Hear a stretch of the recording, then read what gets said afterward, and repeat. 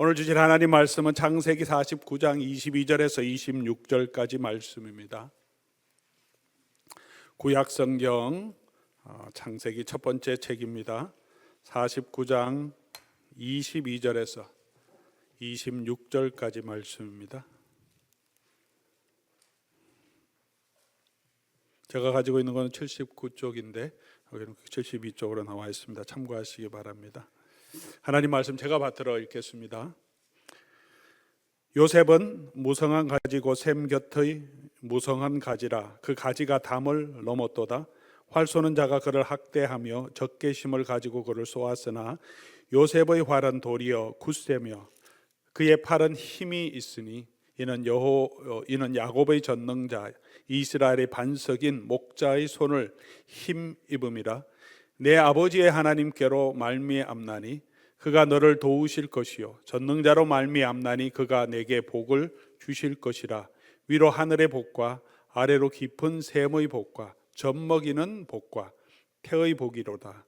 내 아버지의 축복이 내 선조의 축복보다 나아서 영원한 산이 한없음 같이 이 축복이 요셉의 머리로 돌아오며 그 형제 중 뛰어난 자의 정수리로 돌아오리로다. 아멘. 제가 올해 교회의 주제를 표어를 담장 넘은 가지가 되자라고 정했습니다. 또 그 마음을 또 그 말씀을 품고 계속해서 도전하고 있습니다.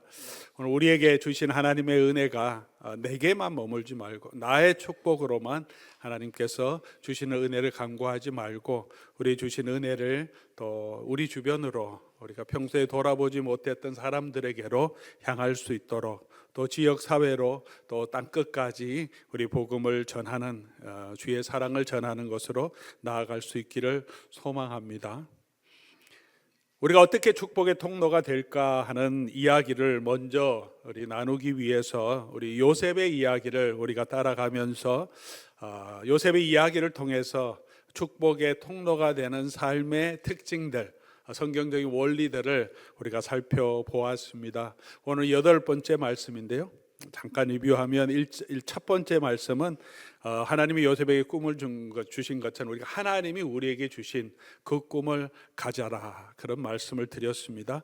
또 너와 우리의 삶에 여러 가지 어려움, 우리가 예측하지 못한 환경에 밀려갈 때 하나님의 손에 맡겨라 이렇게 말씀을 드렸고, 세 번째는 어떤 상황이 와도 하나님 앞에서 성결하게 살아라 그런 말씀을 드렸습니다. 네 번째는 하나님이 나를 기억하고 계심을 잊지 말라. 다섯 번째는 하나님이 주신 지혜로 세상을 섬겨라. 요셉이 그의 지혜로 세상을 섬겼듯이.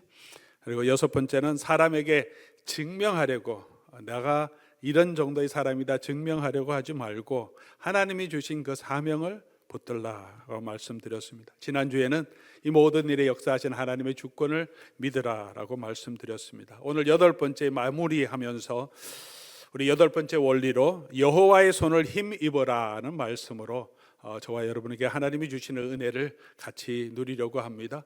우리 한번 따라하면 좋겠습니다. 여호와의 손을 힘입어라. 한번 더 해봅시다. 여호와의 손을 힘입어라. 오늘 본문은 야곱이 자기의 12 아들을 축복하는 내용 중에 요셉에 대한 이야기고, 이 주제 오늘 우리 2025년 주제를 이 말씀을 통해서 제가 뽑았습니다. 야곱이 요셉을 축복하면서 요셉이 여호와의 손을 힘입어서 그를 공격하는 화살을 막 쏘는 대적들의 학대 그리고 적개심을 넘어서고 일어났다 이렇게 축복합니다. 사랑하는 우리 교우 여러분, 또 저와 여러분들도 때로는 우리가 의지했던 사람들, 기대했던 사람들에게 우리가 배신을 당할 수도 있고, 적개심을 가지고 우리를 공격하는 사람도 있고, 사람이 아니라 환경이 그렇게 우리를 휘몰아쳐 갈 때, 또 화살로 우리를 쏘는 것처럼 우리의 마음 또 우리의 아프게 그렇게 공격할 때 여호와의 손을 힘입는 자가 되기를 주의 이름으로 간절히 소원합니다.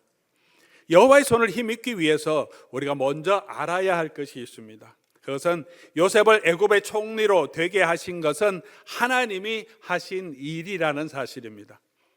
다시 말하면 저와 여러분의 여러 가지 삶의 환경, 고통, 그런 일들이 우리에게 있더라도 지금까지 하나님께서 우리와 함께 해주셨고 하나님이 지켜주셨고 오늘도 우리가 하나님의 은혜에 살아가고 있다는 것을 오늘 본문 말씀처럼 여호와께서 우리의 목자가 되신 것을 우리가 알 때, 그럴 때 우리가 여호와의 손을 힘입을 수 있지 않겠습니까? 그래서 먼저 우리 하나님이 우리와 함께 하심을 알아야 합니다.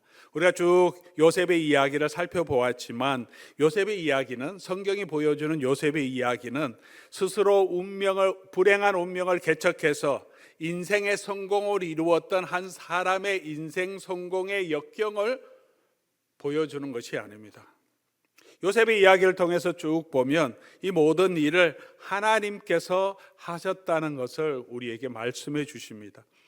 하나님의 사랑, 하나님의 은혜, 하나님의 승리의 이야기임을 알 수 있습니다. 이것은 성경 전체가 우리에게 보여주는 성경의 메시지입니다. 영국의 유명한 신학자인 토마스 라이트 목사님은 성경은 예수님을 통해서 우리의 모든 원수를 멸하시고 우리를 구원해 내시는 하나님의 승리의 이야기다, 이렇게 표현합니다. 정확하게 잘 표현한 것으로 생각합니다. 사랑하는 교우 여러분, 오늘 우리가 본문을 쭉 요셉의 이야기를 살펴보았지만 요셉에게 꿈을 주신 분이 누구십니까? 하나님께서 주셨습니다. 요셉을 형들의 손에서 죽지 않고 그래도 애굽으로 팔려가도록 하나님께서 그의 생명을 지켜주셨죠. 요셉이 보디발의 손에 팔려서 보디발의 집에 가시게 하신 것도 누구십니까? 하나님이시죠. 요셉이 보디발의 집에 있을 때 하는 모든 일이 형통하게 되고 보디발의 집의 모든 소산에 하나님이 복을 주셨습니다. 요셉이 복을 준 게 아니라 하나님께서 요셉과 함께 하셔서 요셉이 가는 길에, 요셉이 섬기는 그 집안에 복을 주셨다라고 성경이 말하고 있습니다. 요셉이 간수에게 은혜를 받게 한 것도 하나님이 하신 거죠. 술 맡은 관원장이 뭔가 잘못해서 바로에게 미움을 받아서 이 감옥에 들어오게 하신 것도 하나님이고, 그에게 꿈을 주신 것도 하나님이고, 그 꿈을 해석하게 해 주신 것도 하나님이십니다. 바로에게 꿈을 주시고 요셉에게 그 꿈을 해석할 수 있는 지혜를 주신 분도 누구십니까? 하나님이시죠. 요셉에게 흉년을 대비할 수 있는 지혜를 주셔서 그 말을 하게 하신 것도 하나님이십니다.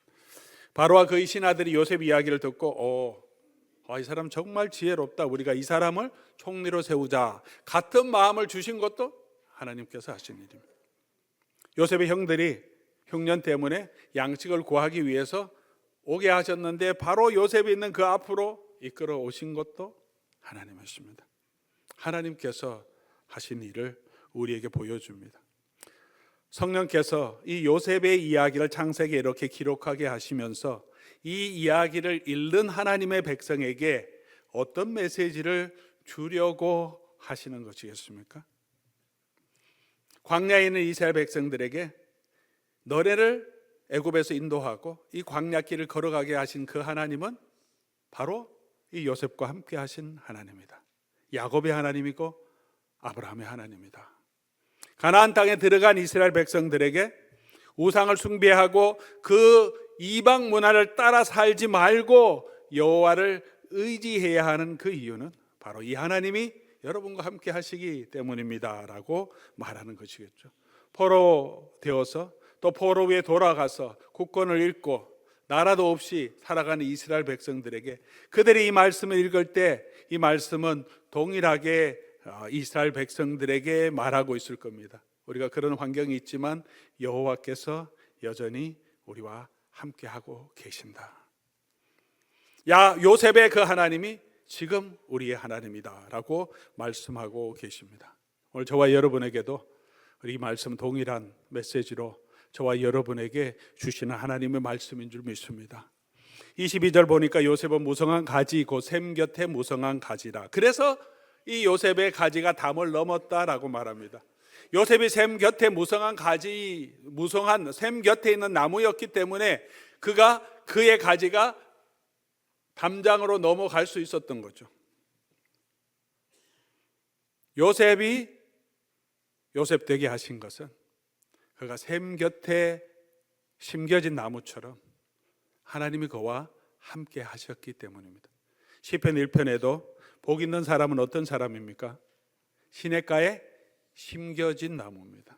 성경의 표현은 심겨진 나무. 원래 시냇가에 자라는 나무가 아니라 광야 들판에 메마른 나무였는데 시냇가에 심어 놓았습니다. 시냇가에 심으니까 그 잎사귀가 마르지 아니하고 그 행사가 다 형통하고 시절을 쫓아 과실을 맺을 수 있게 된 것입니다. 나무가 중요한 것이 아니라 어디에 있느냐가 중요합니다. 저와 여러분이 우리의 능력으로 우리가 축복의 통로가 되는 것이 아니라 저와 여러분이 예수 그리스도의 은혜 아래에 있기 때문에 저와 여러분 축복의 통로가 될 수 있는 것입니다. 바울이 고백합니다. 나의 다 된 것은 하나님의 은혜라. 아마 요셉의 이야기도 요셉을 직접 고백할 수 있다면 동일하게 하셨을 겁니다. 당신은 어떻게 애굽의 총리가 되고 어떻게 이렇게 지혜로 이 애굽 온 땅을 잘 다스렸습니까? 라고 물을 때 아마 요셉도 동일하게 아마 얘기했을 것입니다. 나의 나 된 것은 하나님의 은혜다. 우리의 구원도 우리에게서 시작한 것이 아니라 하나님에게서 시작된 것이라고 성경은 말하고 있습니다. 물론 내가 믿고 내가 예수 그리스도를 믿고 신앙생활을 하기 위해 결단했지만 이미 창세 전에 하나님께서 그리스도 안에서 우리를 아시고 예정하시고 택하시고 예수 그리스도를 보내주시고 그 복음을 듣고 믿고 오늘 저와 여러분이 하나님의 자녀로 되게 하셨고 지금 하나님 함께 하시면서 마지막에 우리를 영화롭게 해주시겠다고 약속해 주셨습니다. 우리가 노력해서 구원을 얻는 것이 아니라 하나님의 은혜로 우리가 이곳에 있고 또 하나님의 은혜로 저와 여러분이 이 구원을 얻었습니다. 사람은 전적으로 하나님을 의존해서 살아갈 수밖에 없는 존재로 하나님께서 만드셨습니다. 그래서 사람은 하나님의 형상을 따라 지음받았고 그 하나님의 은혜 가운데 살아야 하는데 하나님과부터 끊어지면 그 사람은 영적으로 이미 죽은 사람이라 성경은 그렇게 말합니다. 물을 떠난 고기처럼 나무에서 잘려진 가지처럼 조금은 생명이 있지만 결국은 죽음으로 가는 생명인데 다시 그 생명을 얻기 위해서는 이 하나님의 은혜로 돌아와야 한다고 성경은 말합니다. 우리가 축복의 통로가 되기 위해서는 먼저 우리가 하나님의 은혜로 이 자리에 있음을 먼저 알아야 하고 하나님 우리와 함께 하심을 우리가 확실히 알아야 우리가 축복의 통로가 될 수 있습니다. 요셉처럼 저와 여러분들도 우리가 보아야 할 것은 이미 하나님의 놀라운 사랑을 받은 자들이라는 사실입니다. 지금 우리가 더 큰 은혜를 받아야 하는 것이 아니라 이미 저와 여러분은 하나님의 은혜를 받은 자입니다. 사도 요한은 요한 1, 2, 3서를 기록하고 요한 계시록을 기록했는데 사도 요한은 이 요한 1, 2, 3서도 신약 성경에서 가장 늦게 기록된 책이라고 보통 학자들이 말하고 있습니다.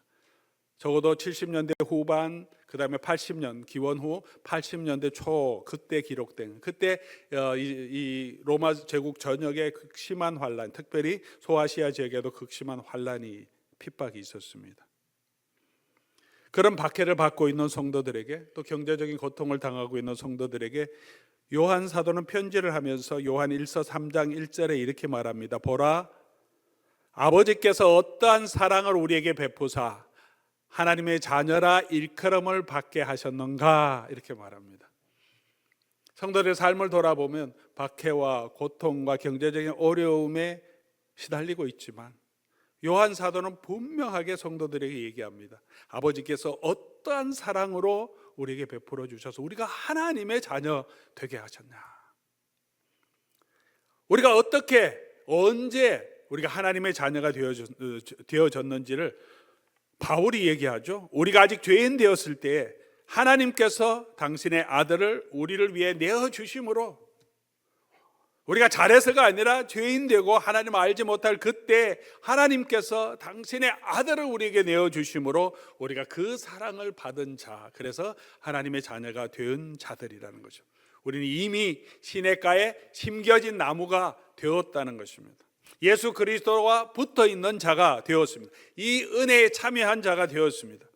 우리가 축복의 통로가 되기 위해서 지금 뭘 더 가져야 한다든가 우리가 뭘 더 이루어야 하는 것이 아니라는 말씀을 드리고 싶은 것입니다. 우리는 이미 우리가 받은 그 사랑 안에 거하면 되는 것입니다. 에베소서 5장 1절 2절에 바울은 이렇게 성도를 도전합니다. 그러므로 사랑받은 자녀같이 너희가 하나님을 본받는 자가 되고 그리스도께서 너희를 사랑하신 것 같이 그 사랑 안에 너희도 거하라. 이미 여러분이 하나님의 사랑받는 자녀가 되었고 예수 그리스도의 사랑을 받은 자니까 그 받은 대로 그냥 살면 된다는 것입니다. 예수님께서 제자들에게 말씀하실 때 너희가 세상의 빛이 되라, 너희가 세상의 소금이 되라 이렇게 말씀하지 않으십니다. 예수님은 세상의 빛이다, 소금이다 라고 말합니다. 빛이기 때문에, 소금이기 때문에 짠맛을 내고 또 빛을 내라고 하시는 것입니다. 성령께서 저와 여러분을 이미 새로운 사람으로 만들어 주셨습니다. 사망에서 생명으로 옮겨 주셨습니다. 이제 하나님의 거룩한 백성이 되게 해주시고 영원한 생명을 주셨습니다. 우리가 세상에 내어놓아야 할, 비추어야 할 그 짠맛과 빛은 우리가 하는 어떤 행동이 아니고 우리 속에 있는 예수 그리스도를 우리가 전해야 합니다. 우리가 전해야 될 그 맛은 예수 그리스도의 은혜의 맛을 이 땅에 보여주어야 하고 예수 그리스도의 생명의 빛을 전하는 거죠. 그 전하는 통로가 물론 우리의 선한 우리의 삶이 되겠지만 우리의 선함을 전하는 것이 아니라 나 같은 죄인을 살려주신 그 하나님의 은혜가 우리가 전해져야 합니다. 그래서 사도 바울은 고린도후서 4장 7절에 이 능력의 힘이 큰 것이 내게 있지 않고 내 안에 있는 예수 그리스도 우리 하나님께 있다고 말합니다. 사랑하는 우리 교우 여러분, 우리가 먼저 우리의 삶이 하나님의 은혜 아래에 있는 삶임을, 우리는 이렇게 하나님의 사랑을 받은 자녀임을 우리가 기억하시기 바랍니다. 야곱의 전능자 목자 되신 여호와께서 지금까지 그리고 지금도 저와 여러분과 함께 하심을 우리가 알 때 우리가 여호와의 손을 힘입어 나아갈 수 있을 줄 믿습니다. 이 은혜, 이 사랑 안에 거하는 자이기 때문에 여호와께서 우리와 함께 하시기 때문에 우리가 해야 할 것은 이제 그 여호와의 손을 의지하는 것입니다. 23장 24절 활 쏘는 자가 그를 학대하며 적개심을 가지고 그를 쏘았으나 요셉의 활은 도리어 굳세며 그의 팔은 힘이 있으니 이는 여호와의 전능자 이스라엘의 반석인 목자 손을 의지하였다, 손을 힘입었다라고 말합니다. 여호와의 손을 힘입음으로 요셉이 굳건하게 되었습니다. 여호와께서 함께 하심을 알았기 때문에 요셉은 이 여호와의 손을 붙들었습니다. 요셉이 넘어지지 않고 다시 일어날 수 있었던, 그가 다시 회복할 수 있었던 것은, 그가 다시 하나님께서 강하게 해주신 그 이유는 요셉도 여호와의 손을 의지했기 때문입니다. 사랑하는 교우 여러분, 이것이 요셉의 이야기를 통해서 저와 여러분에게 주시는 하나님의 은혜의 말씀이 아닌가 생각합니다.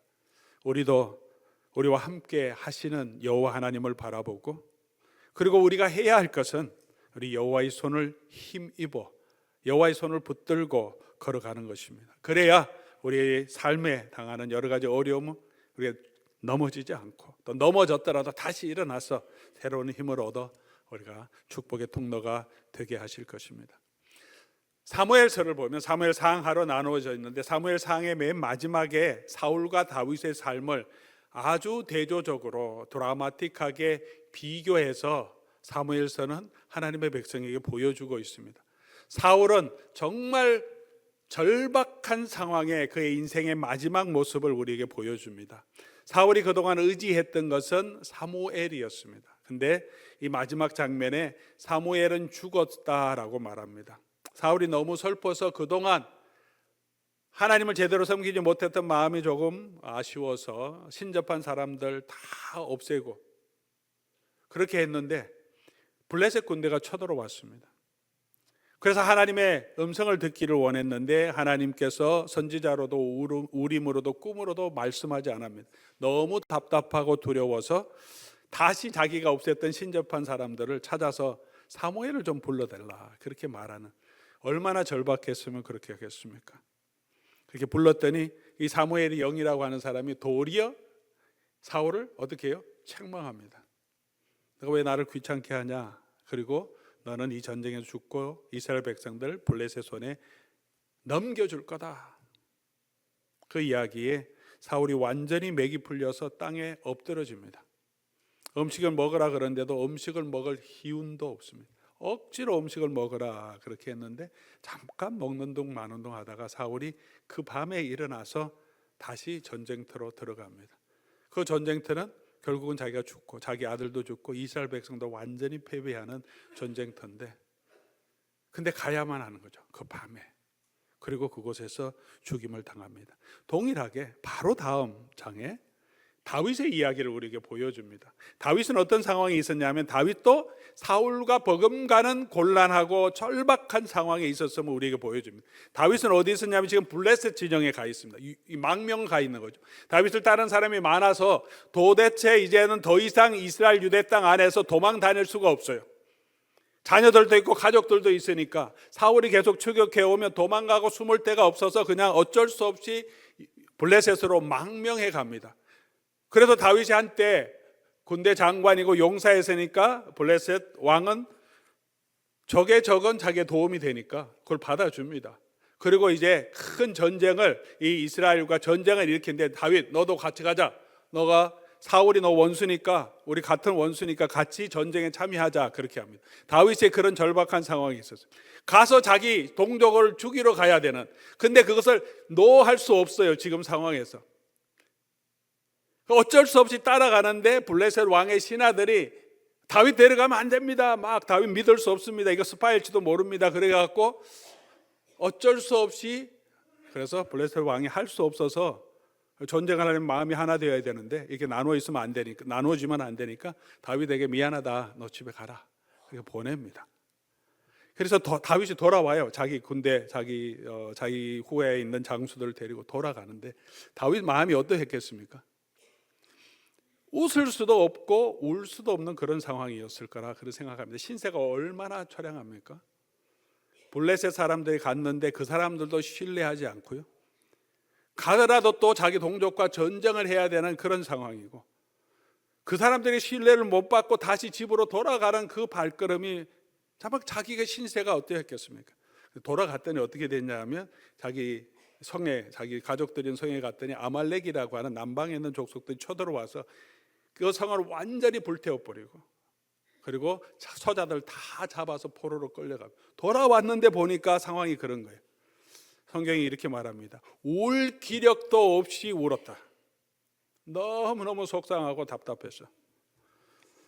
근데 이렇게 말합니다. 다윗이 크게 다급하였으나. 그렇게 울고 있을 때 다윗의 장수들이 얼마나 다윗에게 충성합니까? 목숨을 바쳐서 다윗과 함께 이때까지 모든 전쟁을 통해서 살아남아 왔는데, 이 이야기를, 이 상황을 보고는 다윗의 장수들이 그냥 너무 열받아서 다윗을 돌로 쳐 죽이자고 반란의 움직임까지 일어나는 그 상황에서 다윗이 크게 다급하였으나 여호와를 힘입어 용기를 얻었더라, 이렇게 기록하고 있습니다. 그래서 다윗이 다시 일어납니다. 여호와를 힘입어. 두 사람이 있었는데 여호와를 의지하지 못하고 힘입지 못한 사람과 여호와를 힘입은 사람의 모습을 우리에게 보여줍니다. 여호와의 손을 힘입는 것, 여호와를 의지하는 것을 신학적으로 표현하면 믿음이라고 말합니다. 믿음이라는 것은 예수님이 나의 주인이심을, 예수님이 내 인생의 주권자임을 내가 믿고 예수님께 기대는 것입니다. 예수님을 의지하는 것입니다. 어린 아이가 아버지의 손을 이렇게 잡듯이 예수님을 붙드는 것, 그것을 믿음이라고 말합니다. 사랑하는 교회 여러분, 여러분은 예수님께서 여러분의 인생의 주권자 되시고 지금 생과 앞으로 생의 주권자 되시고 여러분의 목자 되심을 믿으십니까? 네, 믿지 못하시는 분이 많이 계시나 봅니다. 힘이 없어요. 전능하신 하나님이 우리 아버지 되심을 믿으십니까? 예. 믿음이 많이 있을 때도 있고 또 믿음이 많이 있다가 믿음이 좀 흔들릴 때도 있습니다. 믿음이 완전히 떨어질 때도 있어요. 없는 건 아닌데 우리 삶에 여러 가지 고난이 있으면 그런 마음이 듭니다. 우리의 믿음이 생기고 또 흔들리는 믿음이 조금 더 굳건하게 될 수 있는 방법이 뭐냐? 성경은 하나님의 말씀을 들음으로 우리 믿음이 더 자라게 된다라고 말합니다. 어떻게 우리가 하나님의 말씀을 들어야 합니까? 우리 누가복음을 우리 묵상하고 있는데 착하고 좋은 마음으로 하나님의 마음을 받고 말씀을 받고 인내로 결실하는 것. 착하고 좋은 마음으로 하나님의 말씀을 받으면 우리 믿음이 조금씩 더 굳건하게 됩니다. 오늘 지금 여러분의 삶 가운데 힘들고 어려움이 있을 때, 오늘 이 말씀을 들을 때 착하고 좋은 마음으로 들을 수 있고, 아이고 그래도 내 인생 너무 힘들어. 날 도와줄 사람 아무도 없어. 나는 이 고통 가운데 있어. 나는 그냥 슬퍼. 그러고 있으면 우리 믿음이 생기지 못하죠. 그러나 착하고 좋은 마음으로 이때까지 함께 하신 분도 하나님은 지금 이런 어려움이 있지만 여전히 하나님께서 나와 함께 하시고 내가 하나님을 붙들면 주께서 나를 도와주신다고 우리가 믿으면 우리가 믿음 안에 설 수 있게 해주십니다. 사랑하는 교회 여러분, 그렇게 함께 하시는 여호와의 손을 힘입는 여러분이 될 수 있기를 주의 이름으로 간절히 소원합니다. 시냇가에 심기운 나무, 시편 1편에 나오는 그 나무는 어떤 나무입니까? 그가 시냇가에 심겼다고 하는 것은 그 시내는 여호와의 말씀을 상징하죠. 여호와의 율법을 즐거워하고 그 율법을 주야로 묵상하는 사람. 우리 마음속에 하나님의 율법이 즐겁고 감사하고 그 말씀을 믿고 그 말씀이 계속해서 우리 속에 흐를 때 그 사람이 시냇가에 심은 나무처럼 그 말씀을 통해서 나무가 생명력을 얻게 되고 나무가 열매를 맺게 된다는 것이죠. 우리 혼자서 열매를 맺는 것이 아니라 여호와의 말씀이 우리 가운데 있을 때, 우리가 그 믿음 가운데 거할 때 우리가 생명력 있는 나무로 서게 되는 것입니다. 여러 가지 많은 사람들의 이야기가 우리 속에 들어오고요, 인터넷을 통해서 SNS를 통해서 수많은 정보들을 우리가 접하고 우리 속에 들어오고 그것을 통해서 우리의 생각을, 우리의 마음을 복잡하게 만들고 흔드는 생각들, 그런 정보들이 얼마나 많이 있습니까? 그것에 휘둘리지 말고 여호와의 말씀으로 여러분 안에 채우고 하나님의 주권을 의지하는 마음으로 하나님 앞에 우리가 얼마나 큰 사랑을 받은 그 사람임을 우리가 기억하면서 채워갈 때 우리가 믿음 안에서 설 수 있게 해주실 줄 믿습니다. 이사야서 41장 10절, 두려워 말라, 내가 너와 함께함이라. 놀라지 말라, 나는 내 하나님이 됨이라. 내가 너를 굳세게 하리라. 참으로 너를 도와주리라. 하나님께서 우리를 도우시겠다고 하시고 두려워하지 말라고 우리를 격려해 주십니다. 여전히 우리를 도우시기를 원하시는 그 하나님의 손을 저와 여러분 우리 붙들 수 있기를 바랍니다. 이런 말씀을 드리면 저도 그렇고 말씀을 준비하면서 그래도 당장 도움을 의지하고 당장 일어날 수 있는 힘이 없을 때도 있습니다. 마음을 쓰면 알겠는데 여전히 힘든 그 삶에서 우리가 바로 일어날 수 없습니다. 그럴 때에도 우리가 우리 주의 손을 잡고 우리 주께 기대어 있을 수 있기를 바랍니다. 아직은 내가 힘이 있어서 일어나지 못하더라도 어린아이가 그냥 너무 힘들면 엄마 품에 이렇게 품에 안겨 있듯이 그냥 아빠 손만 잡고 있듯이 그냥 붙들고 계시면 주께서 우리를 회복해 주실 겁니다. 엘리야가 로뎀나무 아래서 죽기를 구하고 누웠을 때 천사가 와서 어루만져 주고 그리고 엘리야가 깨니까 구운 떡과 또 물을 주어서 그걸 먹게 하십니다. 엘리야가 그것을 먹고 바로 벌떡 일어나서 다시 주의 일을 갈 수 있었던 것이 아닙니다. 완전히 탈진한 엘리야가 먹었는데도 또 쓰러져서 또 잡니다. 천사가 다시 찾아오죠. 또 어루만져 주며, 이 성경의 표현이 너무 아름다운 것 같아요. 어루만져 주며 하나님의 손길을 표현합니다. 너무 지쳐서 이제 죽기를 구하며 넘어져 있는 영혼에게 하나님은 당신의 사자를 보내주셔서 어루만져 주고 계시는, 오늘 저와 여러분에게도 주께서 주의 영으로 찾아오셔서 우리를 어루만져 주고 계시는 줄 믿습니다. 그리고 떡과 물을 먹고 또 자더라도 또 먹고 또 자도 괜찮습니다. 그러면 먹고 자고 하면서 그 로뎀 나무 아래서 다시 기운을 얻게 됩니다. 우리 교회가 로뎀 교회인 것처럼 이곳에서 우리가 하나님의 말씀을 듣고 그 손을 붙들고 당장 일어나지 못하더라도 계속 여호와의 손을 붙들고 걸어가시면 주께서 우리를 조금씩 회복시켜 주실 줄 믿습니다. 그 손을 놓치지 말고 우리가 같이 붙들고 걸어갈 수 있기를 바랍니다. 그렇게 가면 여호와께서 놀라운 축복을 주시겠다고 약속해 주셨습니다. 요셉에게 주신 축복을 우리가 한번 읽어보면 우리 25절부터죠. 내 아버지의 하나님께로 말미암나니 그가 너를 도우실 것이요 전능자로 말미암나니 그가 내게 복을 주실 것이라. 위로 하늘의 복과 아래로 깊은 샘의 복과 젖먹이는 복과 태의 복을 주겠다.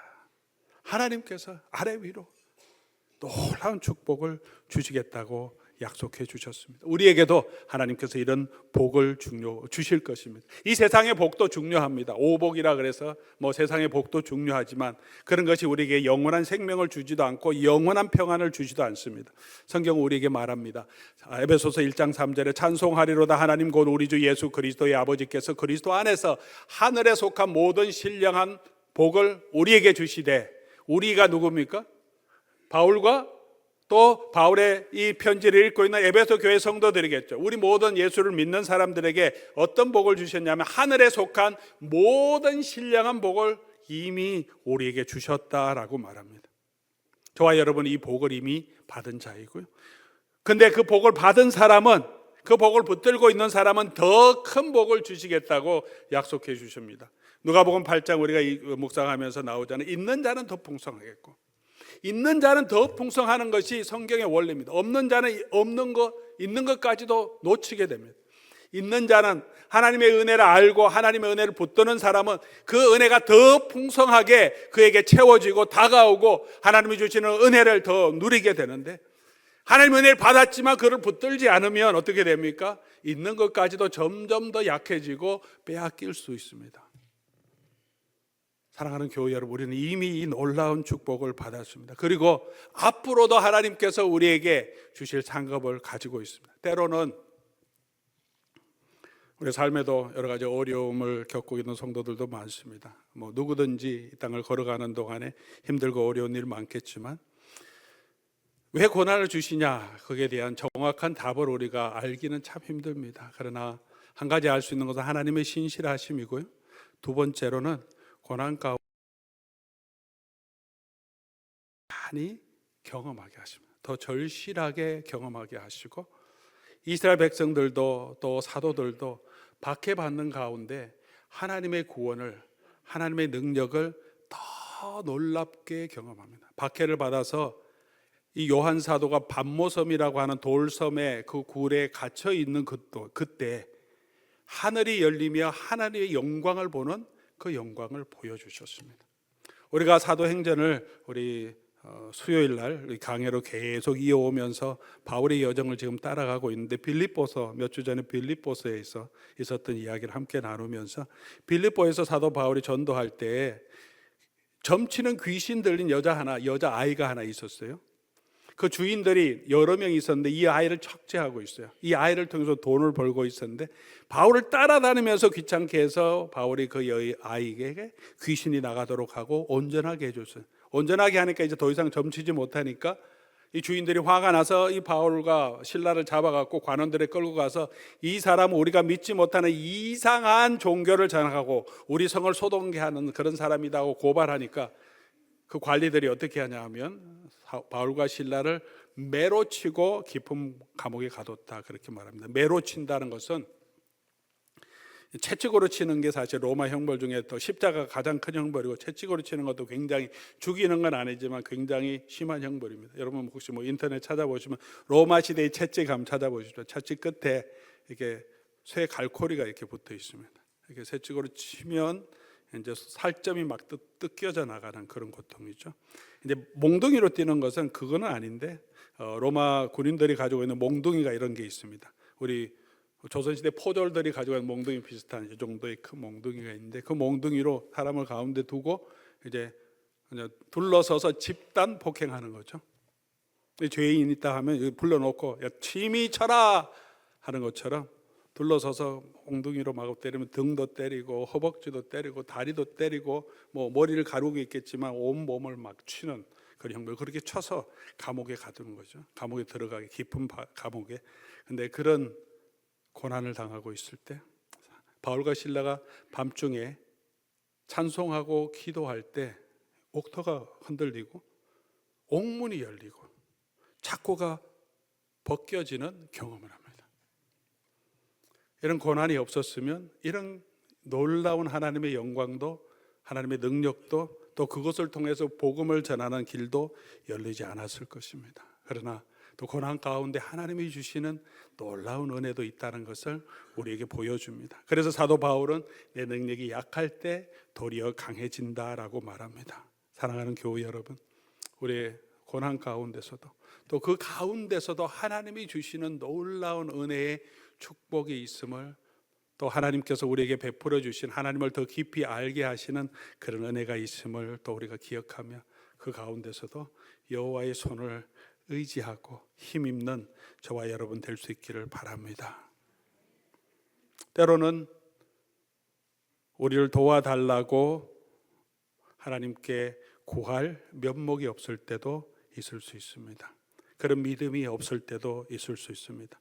힘들 때 손을 내밀어 잡아달라고 말하는 것도 용기입니다.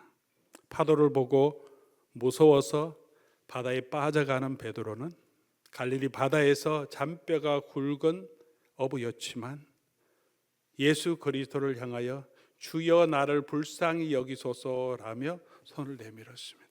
주께서 그 손을 잡아주셨습니다. 우리의 삶 가운데서도 우리 주여 나를 불쌍히 여기소서라고 손을 내밀 때 주께서 우리의 손을 잡아주시고 우리와 함께 그 배에 타시고 또 그 배는 우리 안전하게 건너편으로 정박할 수 있게 이끌어 주실 줄 믿습니다. 여호와의 손을 의지하며 그 손을 붙들고 오늘도 걸어가는 저와 여러분 될 수 있기를 주의 이름으로 간절히 소원합니다. 우리 오늘 말씀 기억하시면서 우리 찬송 같이 하고 우리 하나님 앞에 한번 기도하는 시간 가지면 좋겠습니다. 주님여 이 손을 꼭 잡고 가소서. 약하고 피곤한 이 몸을 폭풍우 흑암 속 해치사 빛으로 손잡고 날인도 하소서. 우리 손을, 우리 주님의 손을 붙들고 우리 함께 계속해서 오늘 찬양처럼 순례의 길을 걸어갈 때 우리 하나님이 주시는 그 은혜와 축복을 깊이 있게 누릴 수 있기를 바랍니다. 우리 같이 찬송하겠습니다.